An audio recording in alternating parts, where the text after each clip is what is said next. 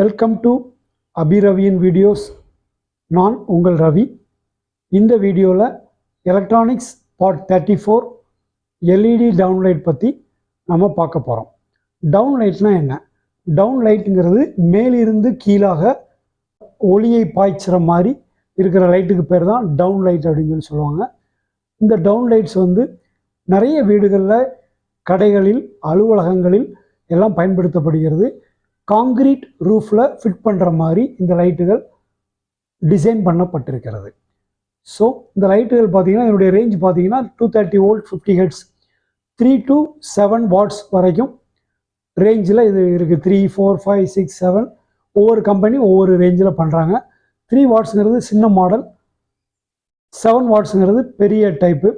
இதில் பார்த்திங்கன்னா அந்த 3 வாட்ஸை டெப்த் பாக்ஸில் ஃபிக்ஸ் பண்ணுற மாதிரி டிசைன் பண்ணியிருக்காங்க. டெப்த் பாக்ஸ்ன்னு பார்த்தீங்கன்னா அதனுடைய ஹோல் டயமீட்டர் 55 mm, அதனுடைய டெப்த் 50 mm இருக்கும். ஜங்ஷன் பாக்ஸை விட கொஞ்சம் ஆழமான டெப்த் உள்ளதாக இருக்கும். இதை ரூஃபில் காங்கிரீட் போடுறப்ப ரூஃபில் ஃபிட் பண்ணியிருப்பாங்க. அதுக்குள்ளே இந்த லைட்டை ஃபிட் பண்ணுற மாதிரி இருக்கும். இதை விட பெரிய சைஸ் பார்த்தீங்கன்னா லைட் பாக்ஸில் ஃபிட் பண்ணுற மாதிரி இருக்கும். அது அதனுடைய whole diameter 85 mm diameter, 70 mm டெப்த்தில் இருக்கிற மாதிரி இருக்கும். ஸோ இந்த லைட்ஸை என்ன சொல்லுவாங்கன்னா சாஃப்ட் ஃபிட் லைட்டிங் சொல்லுவாங்க. அதாவது இதை ஃபிட் பண்ணுறதுக்கு ஹோல்டரோ அல்லது ஸ்க்ரூ பண்ணி ஃபிட் பண்ணுற மாதிரியோ தேவையில்லை. இதில் பாருங்கள், இந்த 2 கிளிப் இருக்குது. இந்த 2 கிளிப் ஸ்ப்ரிங் லோடட் கிளிப்ஸ். இந்த ஸ்ப்ரிங் லோடட் கிளிப்பை மேலே பார்க்க தூக்கி வச்சு அப்படியே அந்த டெப்த் பாக்ஸ்குள்ளேயோ லைட் பாக்ஸ்குள்ளேயோ அதை சொருகிட்டோம்னா அதனுடைய ப்ரெஷரில், அந்த ஸ்ப்ரிங் ப்ரெஷர்லேயே அது ஃபிக்ஸ் ஆகிடும். ஸோ இதை நம்ம கலட்டுறது மாட்டுறது எல்லாமே ஜஸ்ட் ப்ரெஸ் ஃபிட் மாதிரி. அதனால் இது சாஃப்ட் ஃபிட் லைட்டிங் அப்படின்னு சொல்லுவாங்க. இப்போ அதில் ஒரு 7 வாட்ஸ் டவுன் லைட்டுடைய சாம்பிள் டயக்ராம் எப்படி இருக்குன்னு பார்க்கலாம். இந்த டயக்ராமில் பாருங்கள், இது 230 வோல்ட் 50 ஹெர்ட்ஸ் சப்ளை. அதுக்கு சீரியஸாக R1ன்னு ஒரு ரெசிஸ்டர், அது 47 ohms half watt load resistor ஒன்று கனெக்ட் பண்ணியிருக்காங்க. அதுக்கு பேரலாக, அந்த சப்ளைக்கு பேரலாக MOV 07D511K அப்படிங்கிற மெட்டல் ஆக்சைடு வேரிஸ்டர் கனெக்ட் பண்ணியிருக்காங்க. 07னா 7 mm டயமீட்டர், 511 அப்படின்னு போட்டிருந்தா 510 வோல்ட் 1.2K ஆம்பியர் ரேஞ்ச் உள்ள இந்த வேரிஸ்டரை ஃபிக்ஸ் பண்ணியிருக்காங்க சேஃப்டி பர்பஸ்க்காக. அதுக்கு அடுத்தால ஒரு பிரிட்ஜ் ரெக்டிஃபயர், அது MB10F MB10F அப்படின்னு சொல்லுவாங்க. இந்த ரெக்டிஃபயர் 0.8 ஆம்பியர் மேக்ஸிமம் கரண்ட் எடுக்கும். இதனுடைய பீக் ரிப்பேட்டேட்டிவ் ரிவர்ஸ் வோல்டேஜ் 1000 வோல்ட்டு. ஏன்னா இப்போ நம்ம பயன்படுத்தப்போகிற 230 வோல்ட்டுங்கிறப்ப அதனுடைய பீக் வோல்டேஜ் 315க்கு மேலே இருக்கும். So 1000 volt. RMS reverse voltage 700 volt. So இப்படி ஒரு ரெக்டிஃபயர் கொடுத்துருக்காங்க. அந்த ரெக்டிஃபயர்லேருந்து வரக்கூடிய பாசிட்டிவை ஒரு எல்இடி ஆரே வழியாக, அந்த எல்இடி ஆரே என்னென்னா 24 எல்இடி உள்ள மாதிரி ஆரே. இந்த 7 வாட்ஸில் இது 3 வாட்ஸ் 4 வாட்ஸில் ஒவ்வொன்றையும் ஒவ்வொரு மாதிரி இருக்கலாம். இந்த சர்க்கியூட்டை பொறுத்த வரைக்கும் 24 எல்இடி சீரீஸாக கனெக்ட் பண்ணியிருக்காங்க. அதுக்கு சீரீஸாக R3ங்கிற ஒரு 13 ohm ஒரு ஃபியூஸ் ரெசிஸ்டரை ஒன்று கனெக்ட் பண்ணி அதிலிருந்து டிரைவருக்கு கனெக்ட் பண்ணியிருக்காங்க. அந்த டிரைவருக்கு கிரவுண்ட் சப்ளையை டைரெக்டாக கொடுத்துட்டாங்க. அந்த கிரவுண்ட் அந்த டிரைவர் 8 பின் ஐசி. அதனுடைய மாடல் என்னென்னு பார்த்தீங்கன்னா DP024 அப்படிங்கிற மாடல் 8 பின் ஐசி. இந்த 8 பின்னில் பின் நம்பர் 1ல் கிரவுண்ட் கொடுத்துருக்காங்க.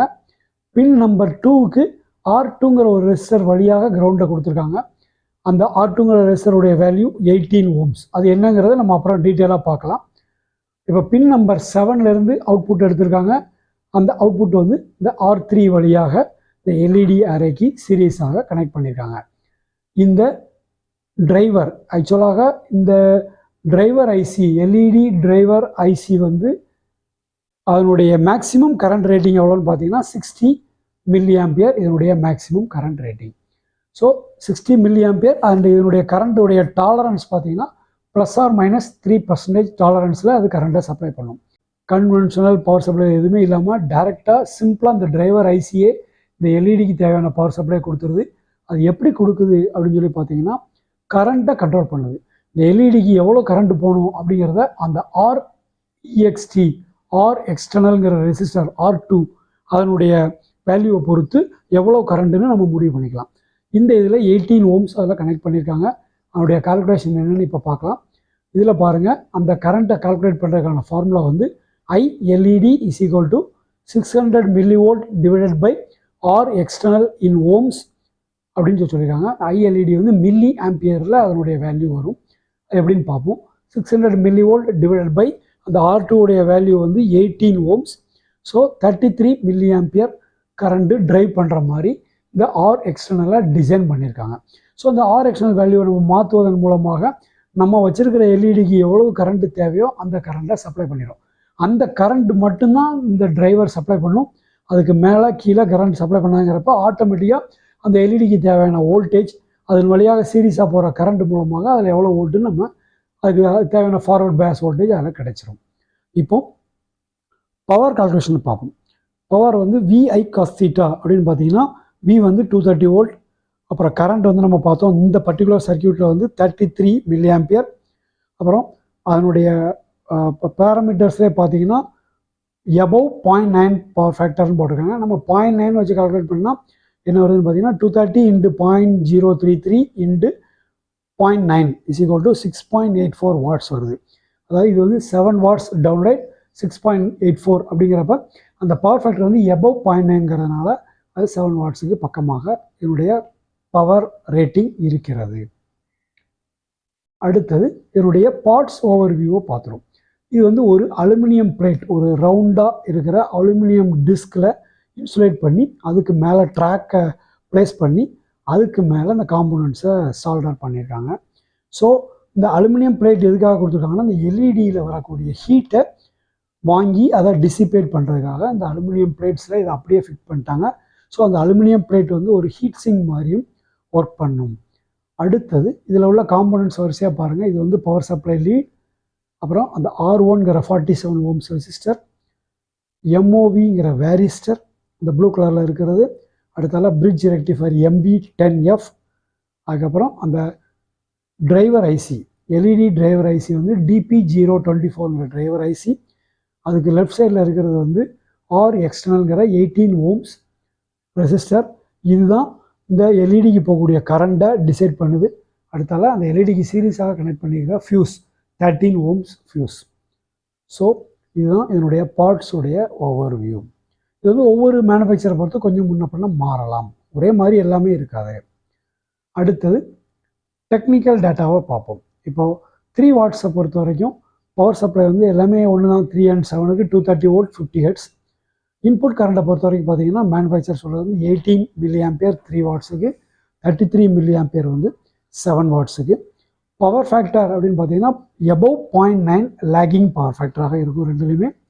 அவைலபிள் கலர்ஸ் பார்த்தீங்கன்னா நேச்சுரல் ஒயிட், நார்மலான லைட்டு, அப்புறம் வார்ம் ஒயிட் இது கொஞ்சம் yellowish கலர், கூல் ஒயிட் வந்து ஒயிட் பியூர் ஒயிட் கலர், அப்புறம் red, green, blue, purple, pink extra இன்னும் நிறைய கலர்ஸில் கூட இது கிடைக்கிது. இப்போ நம்ம பார்த்தது ஒரு சிம்பிள் லைட்டை பற்றி பார்த்தோம். இதில் டபுள் கலர் உள்ள லைட்ஸும் இருக்குது. சுவிட்சை ஆஃப் பண்ணி ஆன் பண்ணால் ஒவ்வொரு கலராக திருப்பி திருப்பி மாறிக்கிட்டே இருக்கும். 3 கலர்ஸ் உள்ள மாடலும் இருக்கிறது. ஸோ இது வரைக்கும் இந்த வீடியோவில் நம்ம ஒரு எல்இடி டவுன்லைட் அது எப்படி இருக்கும், அதனுடைய சர்க்கியூட் என்ன, அதனுடைய ஒயரிங் டயக்ராம் என்ன, அது எப்படி ஒர்க் பண்ணுதுங்கிறத பற்றிலாம் நம்ம டீட்டெயிலாக பார்த்தோம். இந்த வீடியோ உங்களுக்கு பிடிச்சிருந்தா மறக்காமல் லைக் பண்ணுங்கள், கமெண்ட் பண்ணுங்கள். எங்கள் சேனல் இது வரைக்கும் நீங்கள் சப்ஸ்கிரைப் பண்ணிக்கிட்டீங்கன்னா மறக்காமல் சப்ஸ்கிரைப் பண்ணிக்கிடுங்க.